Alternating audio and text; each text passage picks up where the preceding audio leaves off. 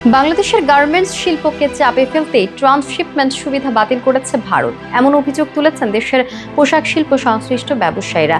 তবে বলছেন এটা কেবল সাময়িক সংকট। বিগত 4 দশকে গার্মেন্টস শিল্প আরও বড় বড় চ্যালেঞ্জ মোকাবেলা করে টিকে আছে। এই সংকটও কাটিয়ে ওঠা সম্ভব।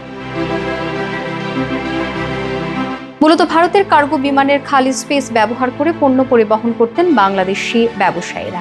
এদিকে কার্গো জুটের কারণে ট্রান্সশিপমেন্ট সুবিধা বাতিল করেছে বলে জানিয়েছে ভারত। তবে বাংলাদেশি ব্যবসায়ীরা এই যুক্তি মানতে নারাজ। তারা বলছেন, মূলত বাংলাদেশি গার্মেন্টস শিল্পকে চাপে ফেলতেই ভারতের সিদ্ধান্ত নিয়েছে।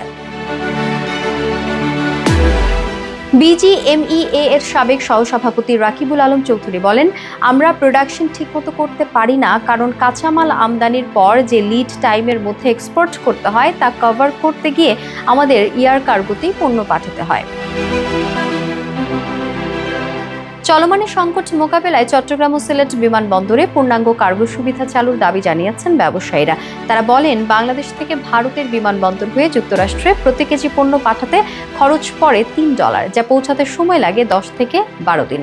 অথচ সরাসরি ঢাকা থেকে বিমানে করে পাঠাতে খরচ হয় $4 থেকে $5 এবং তবে সময় লাগে মাত্র 6 থেকে 8 দিন। এজন্য ইউরোপ ও আমেরিকান রুটে চলাচলকারী বিদেশি কার্গো বিমান সংস্থাগুলোর জন্য বাংলাদেশে ব্যবসার সুযোগ তৈরি করা জরুরি।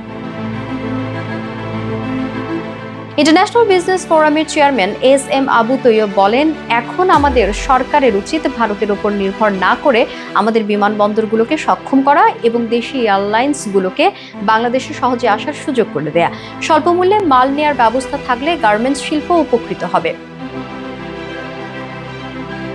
আরডিএম গ্রুপের ব্যবস্থাপনা পরিচালক মোস্তফা সরওয়ার রিয়াদ বলেন, বাংলাদেশ থেকে যদি ইউরোপের ফ্রি কান্ট্রি যেমন পোল্যান্ডে সরাসরি কার্গো ফ্লাইট চালু করি অথবা ইউএসএতে ক্যাথে প্যাসিফিক বা সিঙ্গাপুর এয়ারলাইন্সের মাধ্যমে ডিরেক্ট সার্ভিস চালু করি, তাহলে খুব বেশি সমস্যা হবে না।